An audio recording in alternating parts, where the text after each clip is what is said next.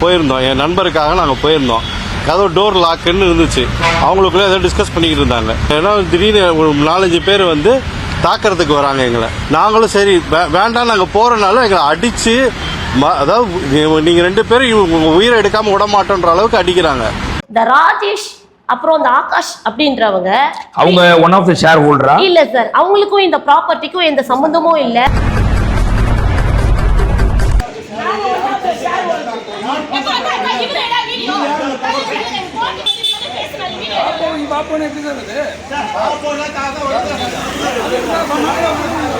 இது அப்ஜெக்ஷன் தெரிவிக்கிற ஆட்களே அங்க இல்ல. சோ அதுக்கு சம்பந்தமே இல்லாத ஆட்கள் வந்து அங்க வீடியோ எடுக்கிறாங்க. அந்த போனை புடுங்கி எங்க சித்தப்பா வந்து எடுக்காதன்னு இப்படி புடுங்கும் போது அவன் தலையில பட்டுச்சு. அதாவது இன்டென்ஷனலா அவர் அடிக்கல. இவங்களை மடக்கிறதுக்கு போன எங்க மேல எங்களையுமே வந்து ரொம்ப ஓவரா அபியூசிவா பேச ஆரம்பிச்சிட்டாங்க. ஒரு இன்ஸ்டன்ட்ல வந்து பேண்டோட பெல்ட்டை கழட்டி நிஜமாவா? வாய்ஸ் ஆஃப் லிங்கேஷ் நேயர்களுக்கு அன்பு வணக்கம். நம்ம இந்த சேனல் ஆரம்பிச்சதுல இருந்து இன்னைக்கு வரைக்கும் ஒரு விஷயத்தை பத்தி பேசிட்டு இருக்கோம். அது என்னன்னா ஊடக தர்மம் அப்படின்றது. அதாவது ஒரு பிரச்சனை நடக்குது அப்படின்னா அந்த பிரச்சனையோட சாராம்சம் என்ன, அது எதனால நடக்குது அப்படின்றத 2 தரப்பையும் விசாரிச்சுதான் ஒரு செய்தி போடணும். ஆனா இன்னைக்கு பாத்தீங்கன்னா அந்த ஊடக தர்மம் அப்படின்றது இல்லாம ரீசெண்டா ஒரு நியூஸ் ஒன்று பார்த்தேன். பாலிமர்ல வந்து சென்னையில் அடிதடி அப்படின்ற மாதிரி போட்டிருந்தாங்க. பரபரப்பு சிசிடிவி காட்சி அப்படின்ற மாதிரிலாம் போட்டிருந்தாங்க. அதோட உண்மை பின்னணி என்ன அப்படின்னு தெரியாம ஒரு தரப்பினரை மட்டுமே கூப்பிட்டு விசாரிச்சு என்ன நடந்ததுன்னு தெரியாம அவரு சொன்னதை மட்டுமே நியூஸாக வெளியிட்டு, சோ இப்படி நடக்கும்போது அதுல கமெண்ட் செக்ஷன்ல பாத்தீங்கன்னா நிறைய பேர் வந்து நிறைய விஷயங்கள் சொல்லியிருந்தாங்க. இப்ப இவங்களை அடிக்கிறாங்க உதைக்கிறாங்க அப்படின்றீங்களே, எதனால அடிக்கிறாங்க அப்படின்றத வந்து கமெண்ட் செக்ஷன்ல கேட்டாங்க. சோ அந்த அடிதடி சம்பவத்துல ஈடுபட்ட நபர்கள் நம்மளோட இணைஞ்சிருக்காங்க. ஒருத்தங்க தீபா, வணக்கம். வணக்கம். இன்னும் ஒருத்தங்க செல்வி அப்படின்றவங்க, வணக்கம். அதாவது திரு ராஜேஷ் அப்படின்னு ஒருத்தர் வந்து பாத்தீங்கன்னா ஒரு பேட்டி ஒன்று கொடுத்தாரு இல்லையா, கமிஷனர் ஆபீஸ் வளாகத்துல, இந்த மாதிரி வந்து என்னை அடிச்சுட்டாங்க, எங்க உயிருக்கே வந்து அச்சுறுத்தும் வகையில ஒரு நடந்துகிட்டாரு அப்படின்னு சொன்னார் இல்லையா. சோ அவரு யாரு, இவங்க என்ன, எதனால வந்து இந்த பிரச்சனை நடந்துச்சு, இதுக்கெல்லாம் என்ன பின்னணி அப்படின்றத டீட்டெயிலா அவங்க கிட்டே கேட்டு தெரிஞ்சுக்க போறோம். வாங்க வீடியோக்குள்ள போலாம்.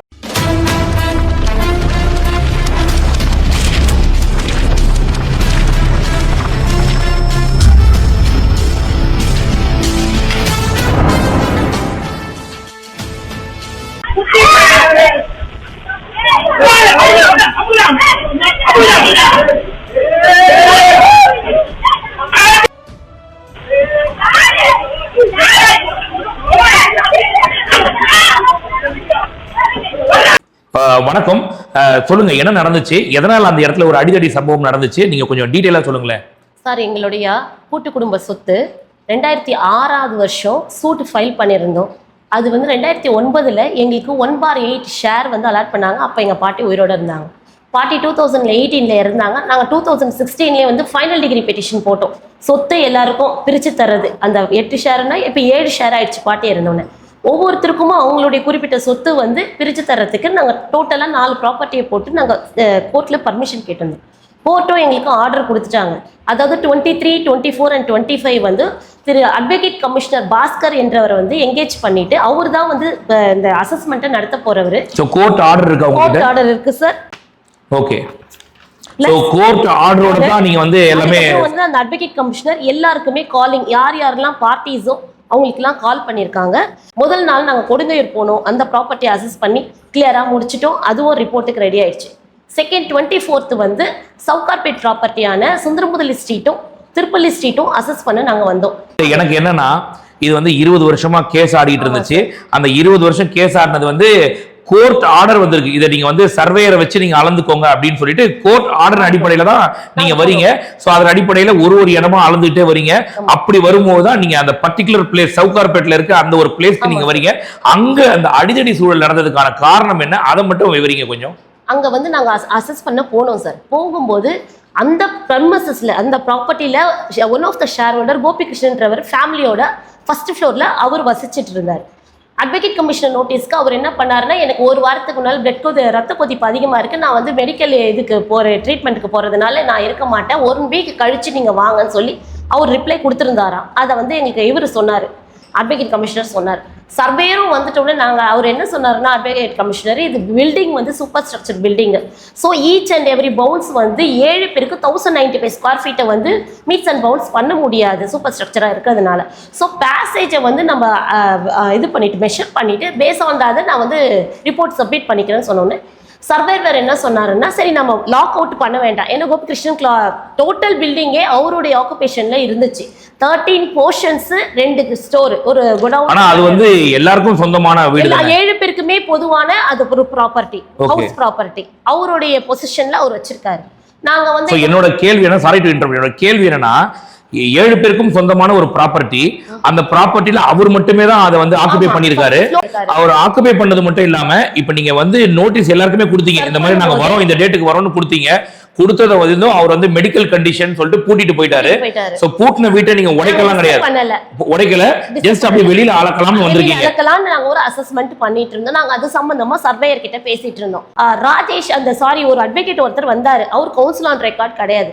நான் வந்து ஆள் இல்லாதப்போ நீங்க வந்து அளக்கக்கூடாது.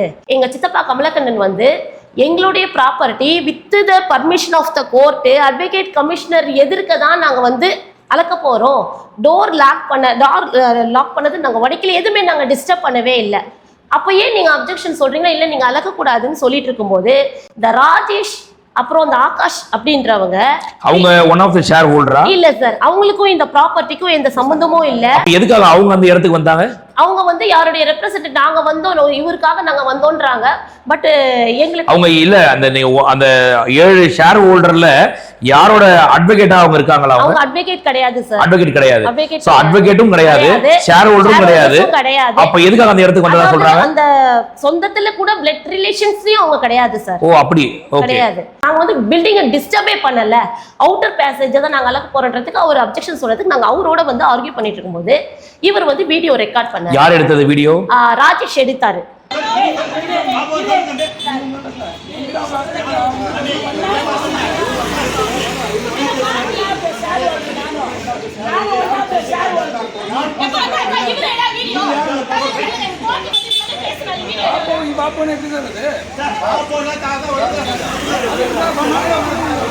எங்க பார்ட்டி ஸ்கூல்ல கூட எந்த பிரச்சனையுமே வரல. கோபிகிருஷ்ணன் அங்க இல்ல, மத்த எந்த பார்ட்டியும் எங்களை தவிர வேற யாருமே இல்ல. அந்த 3 என்னோட பிரச்சனை என்னன்னா இது அப்ஜெக்ஷன் தெரிவிக்கிற ஆட்களே அங்க இல்ல.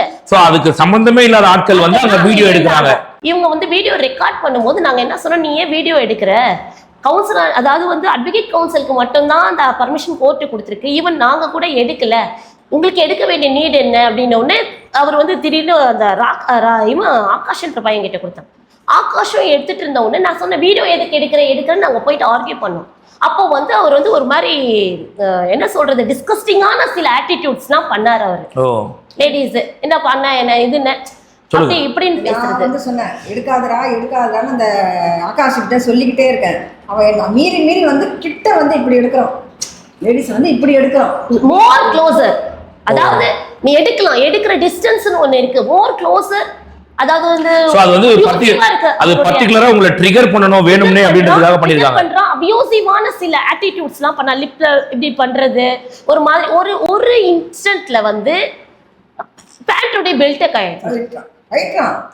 நிஜமாவா? பேண்டோட பெல்ட்டை கழட்டினா என்ன பண்ணிடுவா அது இதுன்ட்டு என்னுடைய கவுன்சில் சொன்னாரு. இவ்ளோ க்ளோஸா நீ வந்து நீ வீடியோ எடுத்துக்கோ, அந்த ஃபேஸ் கிட்ட வேணும்னே ட்ரிகர். இல்ல ஆக்சுவலா பாத்தீங்கன்னா அதுவே சட்டப்படி தப்பு. ஒருத்தரோட பர்மிஷன் இல்லாம அவங்கள வீடியோ எடுக்க கூடாது.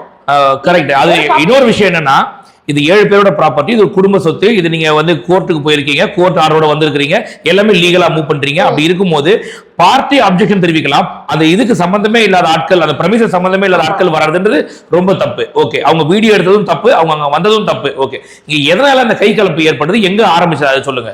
ஸ்ட்ரீமா வீடியோ எடுக்க போயிட்டு இருக்கான். அப்ப என் சித்தப்பா வீடியோ எடுக்காதுன்னு சொல்றோம், எதுக்கு நீ அப்பயும் வீடியோ எடுக்கிறேன்னு சொல்லி அவங்க கமலக்கண்ணன் அப்படின்றவங்க உங்களோட ஹஸ்பண்ட் இல்லையா? என்ன நடந்ததுமா சொல்லுங்க. வீடியோ எடுக்காதரா நல்லபடிக்கா சொன்னாரு. அவன் மீறி என்ன பண்ணா, என்கிட்ட வந்து இந்த சாரியை கிட்ட வந்து எடுத்துக்கிட்டு வந்து சாரியை பிடிச்சி கிழிச்சிட்டான். இந்த இடத்துல யாரு? அந்த ஆகாஷா ராஜேஷா?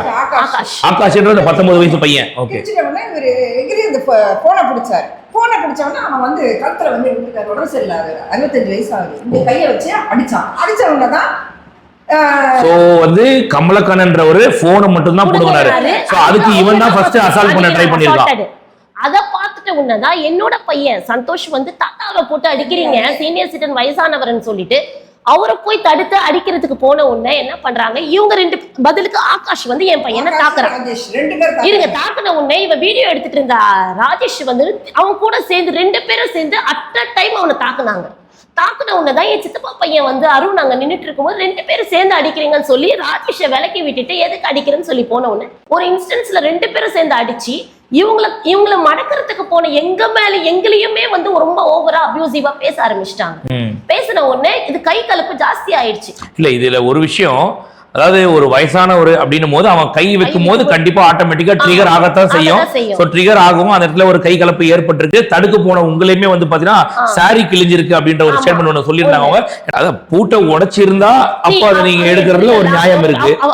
எதுவுமே நடக்கிறதுக்கு முன்னாடியே வீடியோ எடுத்து உங்களை ட்ரிகர் பண்ணணும். தற்காப்புக்கு எடுக்கிறோம்னா உனக்கும் எனக்கும் பிரச்சனை இல்லை. நான் உங்ககிட்ட வரவே இல்லை. நாங்க பேசுறது நீ உனக்கு எனக்கும் சம்பந்தம் இல்லை. நாங்க பேசுறது சர்வேயர் கிட்ட பேசுறோம்.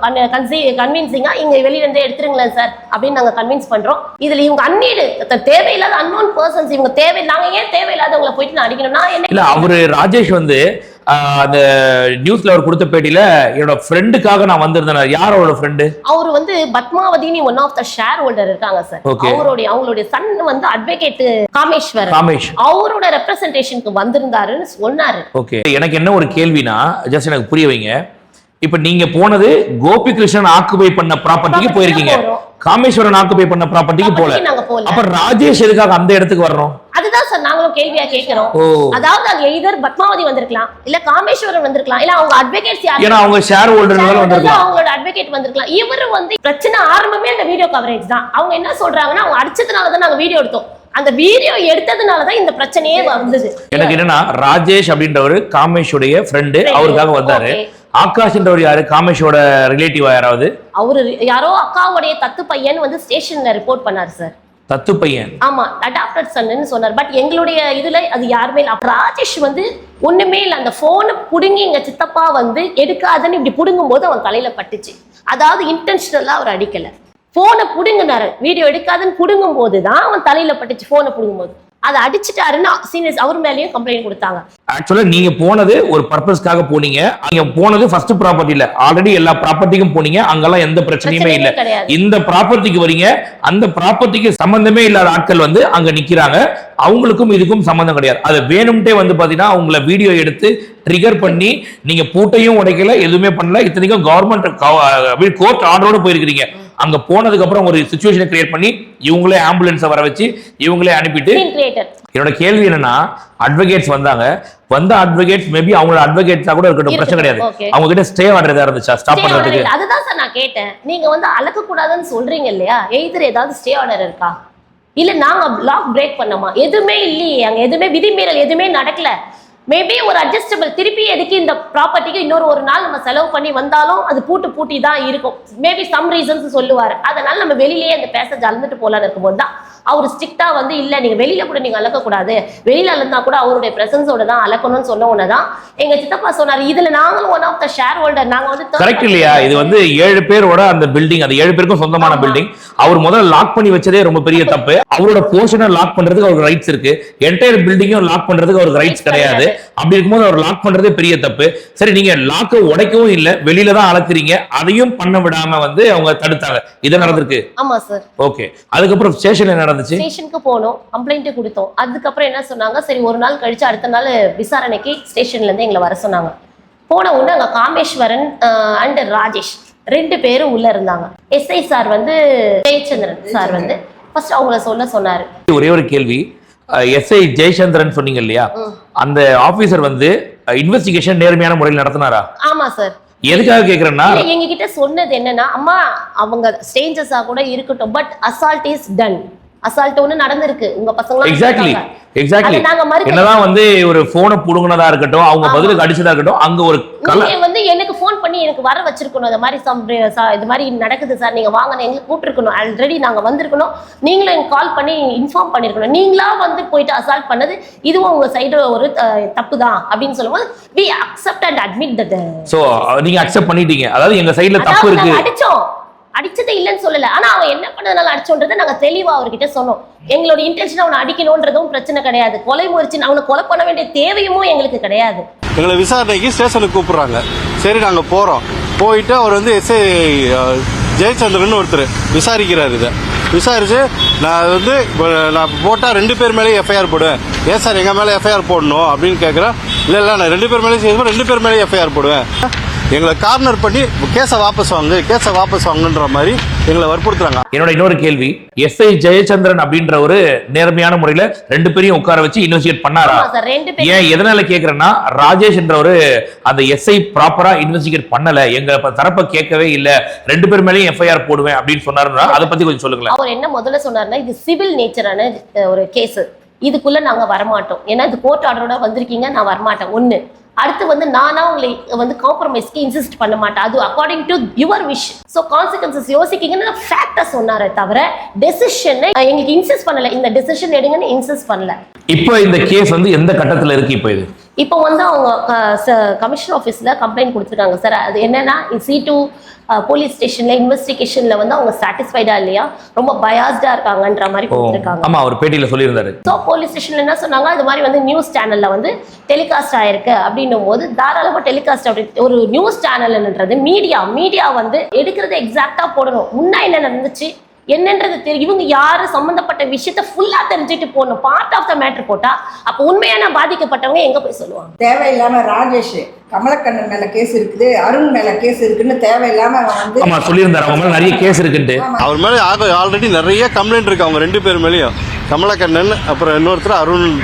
அவங்க அங்கே போனாலே அந்த ஸ்டேஷனுக்கு போனாலே தெரியும் அவங்க மேலே கம்ப்ளைண்ட் இருக்குது எல்லாமே. அருண் அது கமலக்கண்ணன் நிறைய கேஸ்ல அது டீட்டெயில் தெரியல. அவங்க நிறைய கேஸ் அங்க இருக்கு அவங்க பேர்ல. அந்த மாதிரி கேஸ் இருக்கா அவங்க மேல? அவன் இருந்தா ப்ரூவ் பண்ண சொல்லுங்க. சோ அந்த அருண் மேல எந்த கேஸ் அந்த மாதிரிலாம் எதுவுமே கிடையாது. தேவையில்லாத அலிகேஷன்ஸ் இல்ல. சோ இது ராங் அலிகேஷன். சோ அந்த மாதிரி எதுவுமே இல்ல. இப்போ அத ப்ரூவ் பண்ணலனா நான் ஸ்டேஷன்லயே நான் சொல்லிட்டு தான் வந்தேன். அப்படி கேசஸ் இல்லைன்னா நான் டிஃபமேஷன் சூட்டு போடுவேன். ஏன்னா இது மீடியால ஒரு கேஸ் இருக்கு, கிரிமினல் பேக்ரவுண்ட் இருக்குன்னு இவன் எப்படி சொல்லலாம்? இந்த ஒரு அந்த அசால்ட் அண்ட் மேட்டர் சம்பந்தமா மட்டும் தான் நாங்க கம்ப்ளைண்ட் கொடுத்தோம். ஓகே. சோ அதாவது ஒரு விஷயம் நடக்குது அப்படின்னா அந்த எப்படி ஒரு நாணயத்துக்கு 2 பக்கம் இருக்குமோ அந்த மாதிரி ஒரு பிரச்சனை நடக்குது அப்படின்னாக்கா அந்த பிரச்சனையோட பின்னணி என்ன, எதனால நடக்குது அப்படின்றதையும் ஆராய்ச்சி உண்மையை கொண்டு போய் சேர்க்க வேண்டியது ஒரு ஊடக தர்மம் அப்படின்றத நான் நினைக்கிறேன் நான். பட் ஆனால் இப்போ இருக்கக்கூடிய ஊடகங்கள் என்ன கிடைக்குதோ அதை மட்டும் செய்தியா போடுவோம். நமக்கு ஃபேவரிசம் எதாவது இருந்துச்சுன்னா செய்தியா போடுவோம்ன்ற மாதிரி அவங்க பிஹேவ் பண்றாங்களா என்னன்னு தெரியல. ஏன்னா ராஜேஷ் அப்படின்ற ஒரு வராரு இல்லையா, அவர்கிட்ட கேட்க வேண்டிய கேள்வி என்னன்னா, நீங்க ஏன் அங்க போனீங்க? உங்க நண்பர்னு சொல்றீங்களா, உங்க நண்பர் ஏன் வரல அந்த இடத்துல? நீங்க அங்க போறதுக்கான காரணம் என்ன, ஏன் உங்களை அடிக்கிறதுக்கான தேவை என்ன அப்படின்றது எல்லாத்தையுமே டீடைலா ஒரு ஊடகவியலாளரா ஒரு ஜேர்னலிஸ்டா கேட்டுக்கணும். பட் கேட்காம அவங்க சொன்னதை மட்டும் செய்தியாக எடுத்து போட்டு இதுல அந்த அருண் கமலக்கண்ணன் மேல ஒரு குற்றப்பின்னணி இருக்கு அப்படின்னு சொல்லி இது அவங்களோட வாழ்க்கையுமே பாதிக்கக்கூடிய ஒரு விஷயமா இருக்கு. ஒருத்தரை பத்தி ஒரு அலிகேஷன் வைக்கிறோம் அப்படின்னாக்கா அந்த அலிகேஷன் ப்ரூஃபோட வைக்கணும். ப்ரூஃப் இல்லாம வைக்கிறது அப்படின்றது அது பண்ணக்கூடாது அப்படின்னு நினைக்கிறேன். அது யாருமே போத பார்ட்டி பண்ணக்கூடாதுன்னு நினைக்கிறேன். இப்ப பாலிமர் நியூஸ் இது ஒரு செய்தியாக எடுத்து போடுறாங்க இல்லையா, 24ஆம் தேதி அன்னைக்கு இதே பாலிமர் நியூஸ்க்கு நான் கால் பண்றேன். இப்படி ஒரு பிரச்சனை நடக்க போது, இந்த பிரச்சனை நடக்காம தவிர்க்கணும்னா நீங்க போய் அங்க ஷூட் பண்ணுங்க. ஒரு மீடியா இருக்குன்னா எல்லாருக்குமே ஒரு பயம் இருக்கும், அதை பண்ண மாட்டாங்கன்னு சொல்லியும் எங்கிட்ட ஆதாரம் இருக்கு. ஆதாரம் இல்லாம நான் பேச மாட்டேன். ஸோ சொல்லியும் அந்த இடத்துக்கு நியூஸ் சேனல் போகல. அதுக்கப்புறமா இது நடந்தது 24ஆம் தேதி, ஆனா இதை நியூஸா மாத்தினது 27ஆம் தேதி. ஏன் இந்த 3 நாள் டைம் அப்படின்னு ஒரு பெரிய கேள்வி. ஸோ ஊடகங்களா செயல்படுறது இல்லை. அதுக்கு ஒரு எடுத்துக்காட்டு தான் உங்க முன்னாடி கொண்டு வந்து வைக்கணும் அப்படின்னு சொல்லிட்டு இந்த வீடியோவை முடிஞ்ச அளவு எல்லாரும் பார்க்கும்படி செய்யுங்க. அப்பதான் அட்லீஸ்ட் ஒரு சில ஊடகங்கள் நம்ம உண்மைத்தன்மை அறிஞ்சு செய்யணும். ஏன்னா இன்னைக்கு நிறைய பேர் ஊடகங்கள் அதாவது நியூஸ் சேனல் என்ன காட்டுதோ அதான் உண்மை நம்பிட்டு இருக்கோம். நியூஸ் சேனல் காட்டுறது எதுவுமே உண்மை கிடையாது. அதுக்கு பின்னாடி ஒரு பெரிய ஸ்டோரி இருக்கு அப்படின்றத காட்டுறதுக்காக தான் இன்னைக்கு இந்த ஒரு சம்பவத்தை உங்க முன்னாடி கொண்டு வந்து வைக்கிறோம். இந்த விஷயத்தை நீங்க மேக்சிமம் ஷேர் பண்ணுவீங்க அப்படின்றத நம்புறேன். இன்னைக்கு நம்மளோட கலந்துகிட்டதுக்காக மிக்க நன்றி.